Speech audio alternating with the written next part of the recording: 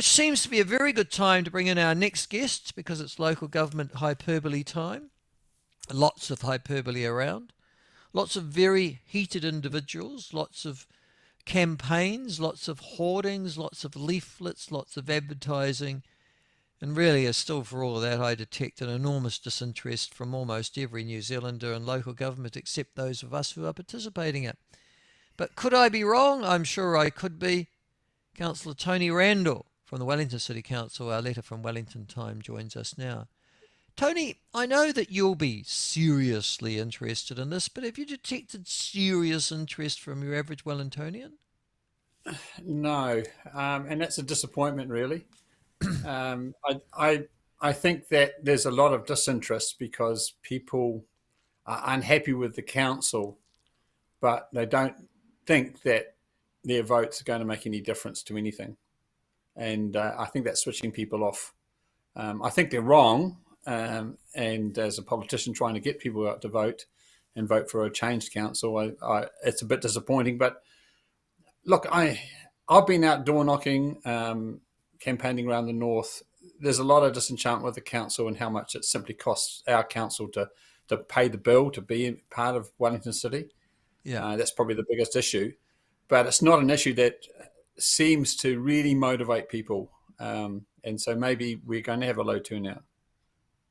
Yeah, it's funny. I have to say I've detected the same. There's only one issue throughout, I suspect, New Zealand at this local government election, and it's the high cost of rates and the unease and upset of people at having to pay them.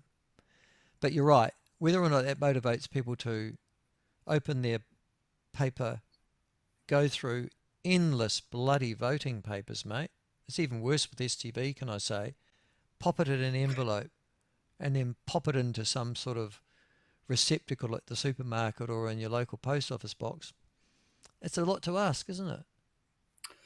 It is a lot to ask, but I if it's a lot to ask to pay the bill too. I mean, you're talking hundreds and thousands of dollars, and if you get out and vote, and you can cut your bill if you vote for the right candidates by $200-300, spending 15 minutes doing that is actually quite a good payback, I would think. And so therefore, look, it's very hard to be motivated. I'm disappointed in the election campaign itself and the media.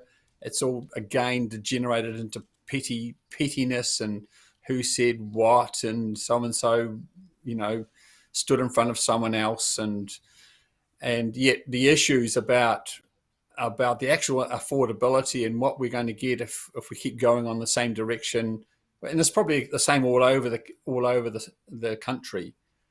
You've always got the choice between a lot of the in-power incumbents who are saying we're going to keep going what we're doing, and then the opponents who are saying no, we need to change. And a lot of that, as you're saying, is the incumbents want to spend more money, and the opponents saying no, we're spending too much. We've got to slow down. We're in recession. We can't afford it. Yeah. Yeah, it's really interesting. There have been a couple of polls out, I think one by Radio New Zealand Read Research and another from the Taxpayers Union Courier, on rates capping and whether or not it's a good thing or a bad thing, Tony. But the helpful thing for me was that Radio New Zealand Read Research, I think, had broken it down into political parties. Actually, I think the Taxpayers Union Courier poll did that for me. And what it showed is that the more left you were, the more opposed you were to rates capping, and that the Greens were completely opposed to it, and so were Te Pāti Māori. Why was that, do you think? Well, they like spending other people's money. Sometimes I like to say that the Greens are addicted to opium, other people's money, That's very and good. they can't give it up. And like one of the things that's been notable about our council is just a straight attempts at money grabs to get still more money. We've had suburban metered parking. We're the first city to actually charge for motorcycles to park in town, just to get another $1 million to feed the machine. And yet when you go and say, let's when we have a cost blowout, for example, as we did in the town hall, we want an independent review to try and get to the bottom of what happened and where did the officers go wrong. No, they vote that down. They don't want to know how the money was misspent. It's really disconcerting when you see these people who have a majority in power, really not thinking of value for money, in their decisions. Mm. But I'm just interested in the idea that I'm a Greens Party member. I'm assuming I'm paying rates as well. But I just want my council to do more green stuff. And then I'll just simply add that onto whatever the rate bill is. You go, when do you stop if you use that logic? I do think there's a big gap, at least at in the Wellington City Council or the Wellington City, between the party members who are out there in the suburbs paying the bill and the politicians, the Green politicians, be they councillors or even MPs, who are making the decisions.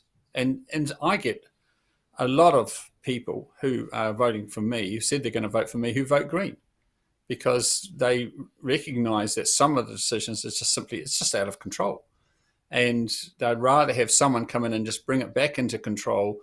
So long as we're not going to slash and burn, that's a big concern of people on the left. They don't want to lose the support for the library and pools and that sort of stuff as part of cutting back. But certainly they can see the waste that's gone into a number of different projects and the cost blowouts. I mean, we just had the $83 million cost blowout on our sludge minimisation plant.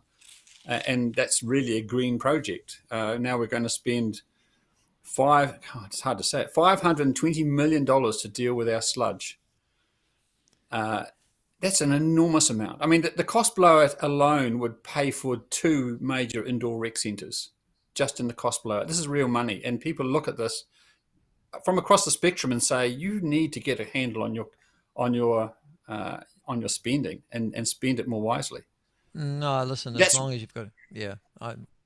Listen, Tony, as long as you've got a monopoly supplier and an inexhaustible supply of money from ratepayers' money, I just can't see that you're going to improve local government. I mean, it's just who's going to do it? And just on that, can I ask you this question, Tony? And that is, the latest poll also showed that Andrew Little is going to win the Wellington mayoralty in a canter. So it was sort of like he was at 50 odd percent, and I think Ray Chung was at 16 or something. Doesn't that suggest that Wellingtonians? Well, it's one of two things, isn't it? One, either Wellingtonians like a centre left, as that's their persuasion, or two, there is no credible candidate from the Conservative camp that's standing this election. I think it suggests both of those, actually. And it's one of the interesting things about the election, because Andrew Little was actually saying very, very little about what he's going to do as mayor. I think he's cruising to victory. And the other independent candidates, and there are 3 leading ones, I think, on the Save Money side, Ray Chung, Carl Tiffenbacher and Diane Calvert. They don't seem to have as much cut through at the moment in the opinions. But I do put a question mark, because I actually don't meet that many people. Or put it this way, for every person who I've met who says that they're considering Andrew Little, I would probably meet 5 people who say they're not going to, because they don't see that Andrew Little will make any difference. I suspect you're mixing perhaps the wrong that's my ward. I don't know. That's perhaps I do say that the northern ward of Wellington City is more sensible than, more aligned with where the rest of New Zealand is. But I find that a bit staggering. And the unknown. I'll do a wager with you, my friend. Here's the wager. Okay. That the northern ward votes for Andrew Little. But there's a wager for you. Have you got STV or have you got first past the post? We've got STV, and it's interesting that the 3, Diane Calvert, Ray Chung, and Carl Tiffenbacher, if you add up their votes, they're the same as Andrew Little. And so there is a possibility that even though Andrew Little gets the single largest vote, that the three of them combined in STV push one of those over the line. So it's interesting. It's interesting, and I don't know. I think Labor are a wee bit worried, even quite worried about that. But I still think you're right that Andrew Little is the de facto, going to be the mayor.